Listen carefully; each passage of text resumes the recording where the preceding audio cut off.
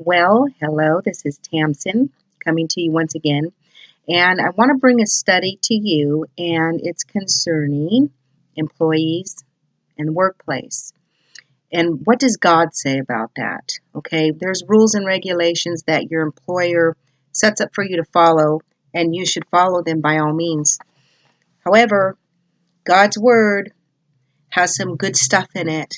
And I'm going to call this employee one-liners.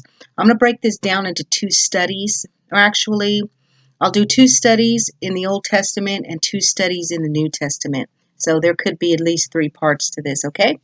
So anyways, get out your pen, piece of paper, jot these down. I'm going to start in Joshua 1:8, okay? And what I'd like to say is, about that first is obeying God provides prosperity and good success. Prosperity, not necessarily like, you're rich and famous and you got all this stuff, but, you're prosperous in spirit. Okay, so let's turn to Joshua 1:8.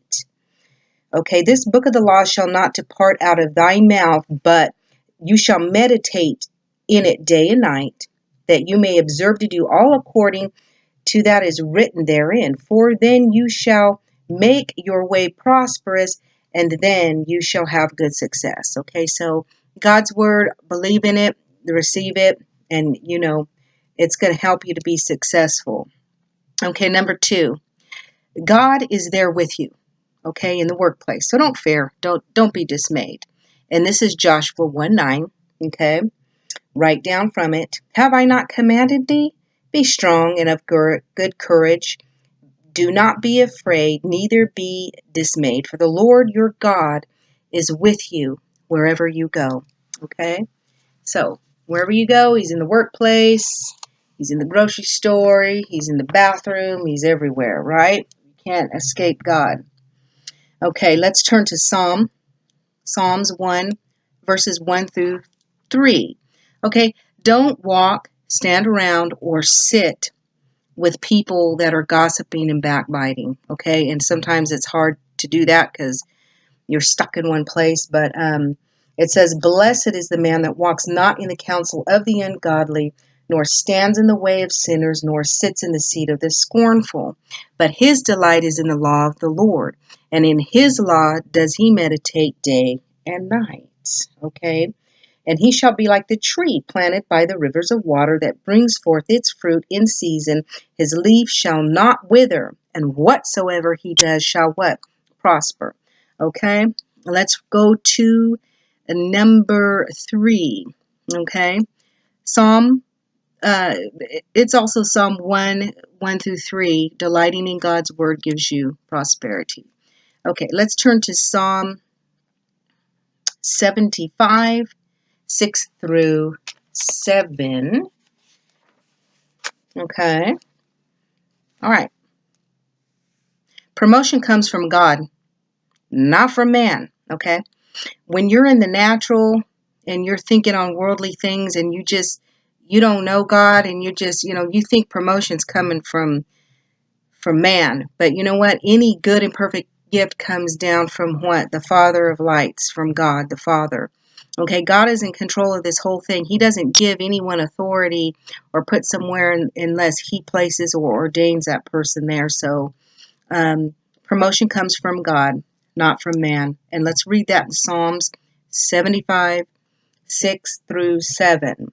For promotion cometh neither from east, nor the west, nor the south. But God is the judge, and he putteth down one, and he setteth up another. Okay? So contrary to what people think, God put that person in that place, okay, to be your boss, to be whoever it is that's over you. You may not like them. You may not agree with where they're coming from, but you know what? God put that person there. Probably why? So you could pray for that person, okay? All things happen for a reason.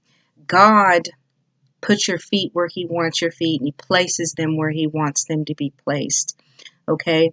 And so if God has that employer over you, pray for that person, okay? And maybe that person's being put over you to work something within your own heart that God's trying to work out, okay? So it's like a two-way street sometimes. It's not all about, the employer is, such a do. It could be that God's trying to do something in you. So anyways, this is part one of employee one-liners, bringing God into the workplace, keeping his presence there. And before you go into work, pray, get in your word, okay?